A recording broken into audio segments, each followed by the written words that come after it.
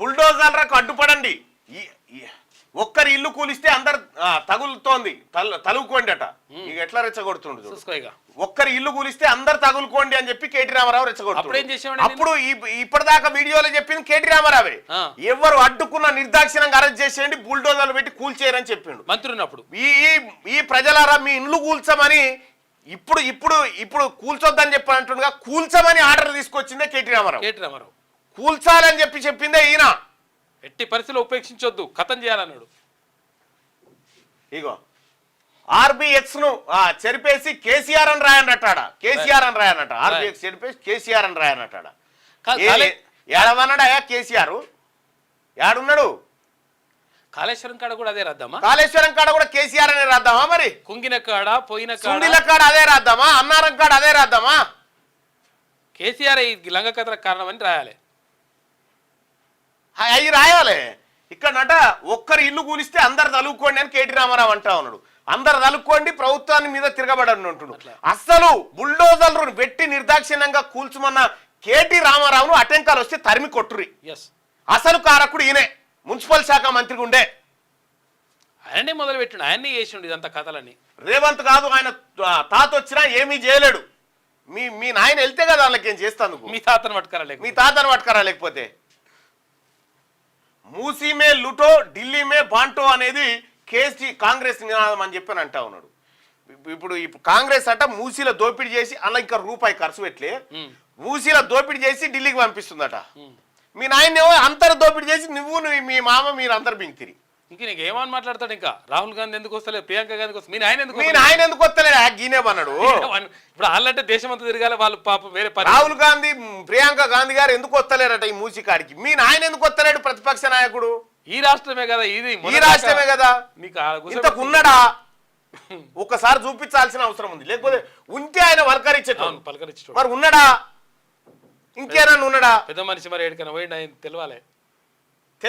ఎందుకంటే ఈ మరి ఉన్నాడా లేదా అనేది తెలియకపోతే కూడా పరిశాన్, చాలా డేంజర్ అవుతుంది. అసలు ఏం జరిగింది? ఆయనతో ముసలోని ఏమన్నా వేసి వచ్చినవా? ఏం పడో ఇదో పరిశాన్, ఏమన్నా చేసి వచ్చినవా ముసలాయన్ని? పెద్ద మనిషిని ఏదో డౌట్ వస్తుంది. అసలు నేను రిక్వెస్ట్ చేస్తా ఉన్నా, ఆ గజ్వేల్ నియోజకవర్గ ప్రజల్ని ఒక్కసారి చూసిరారు. ఎందుకంటే మంచిది చూసిరారు, ఎందుకంటే కేటీ రామారావు మీద డౌట్ వస్తా ఉంది. ఎందుకంటే గడికి కేసీఆర్ అని పేరు రాసుకోరని చెప్తుండు. ఎందుకు రాసుకుంటారు? ఎప్పుడు రాసుకుంటారు? స్మారకం వచ్చినప్పుడు రాసుకుంటారు. కానీ ఇదేదో పొరపాటు జరుగుతా ఉంది. ఒక్కసారి ఎందుకైనా మంచిది పోయి చూడ్రి. గజ్వేల్ నియోజక ప్రజలారా, వరంగా మీ గజ్వేల్ నియోజకవర్గ ఎమ్మెల్యే పెద్ద మనిషి ఉన్నాడా లేడా? ఆయనతో ఎన్నడన్నా పోయి బొనిగ మీద చేయి పెట్టినా ఒక్కసారి చూసిరారు. ఎందుకైనా మంచి, ఎందుకంటే ఇది మంచి పీస్ కాదు, చాలా డేంజర్ పీస్ ఇది. తాటాకు సప్పులకు భయపడం. మూసీ ప్రాజెక్టు పరిధిలోని గోల్నాకలో పర్యటన చేస్తా ఉన్నట.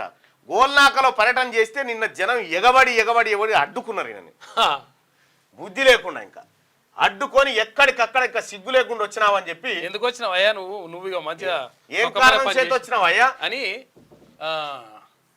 అడుగున్నారు కేటీఆర్.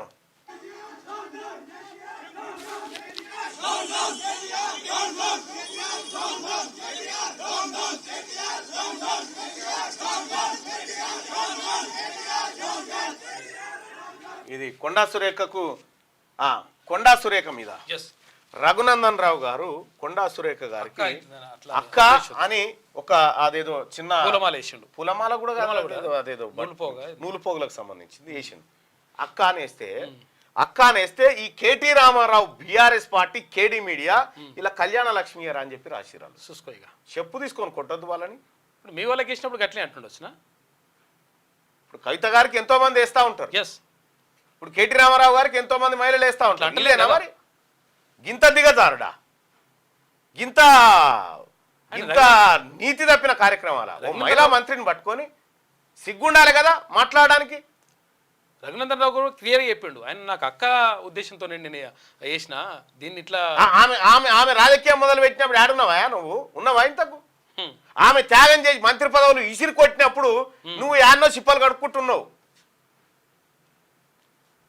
ఇదంతా తయారు చేసి పెడుతూ ఇట్లుంటది అన్నట్టు కేటీ రామారావు కేడీ మీడియా. దొంగనా కొడుకు ఒకడొకడు అందులో పెడతా ఉంటే ఎట్లా తిడుతున్నారు? అట్లా దొంగనా కొడుకు అని తిడతా ఉన్నారు జనాలు, వాళ్ళని పబ్లిక్ తిడుతురు.